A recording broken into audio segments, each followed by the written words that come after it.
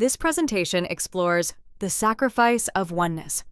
We will examine how the ego manufactures an illusion of separation, why this illusion feels so compelling, and how a disciplined shift in perception allows the mind to return to clarity, unity, and inner peace. Here we introduce the tiny mad idea, the first thought of separation. It was not an action, but a momentary notion that we could exist apart from perfect unity.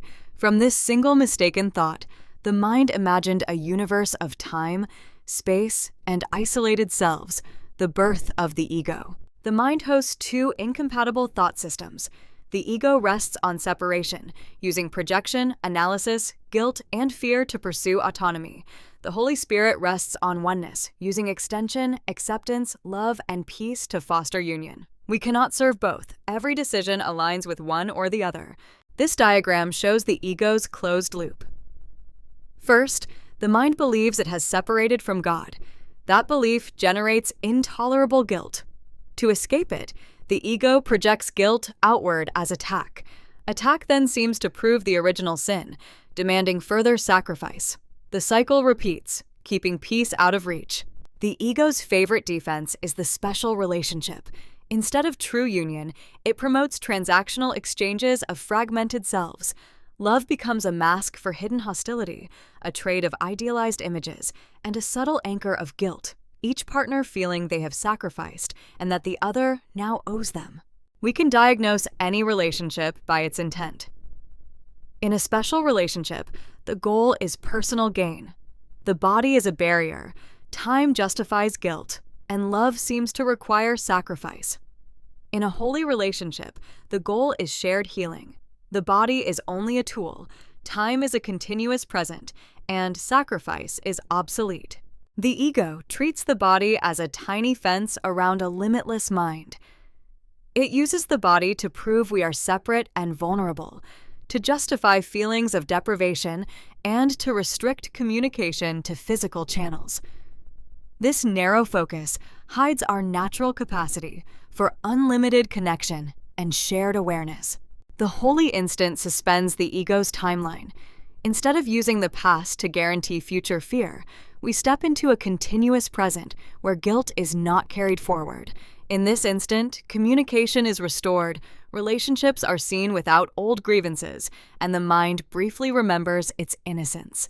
Here we unmask the belief that love demands sacrifice. The ego claims God requires suffering, so it offers partial sacrifice as a false solution. The Holy Spirit reverses this. To sacrifice the body is to sacrifice nothing real. Love and sacrifice cannot coexist. Where perfect love is recognized, loss disappears.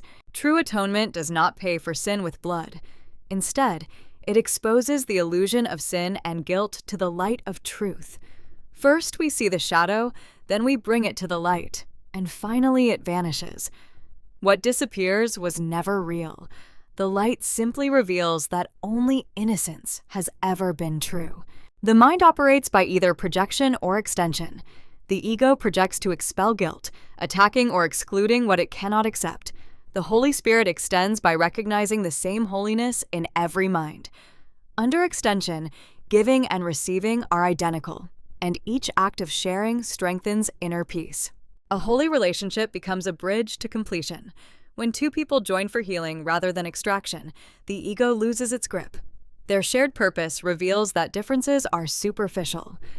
In this union, they learn that separation was never real, and the relationship becomes a channel for collective healing.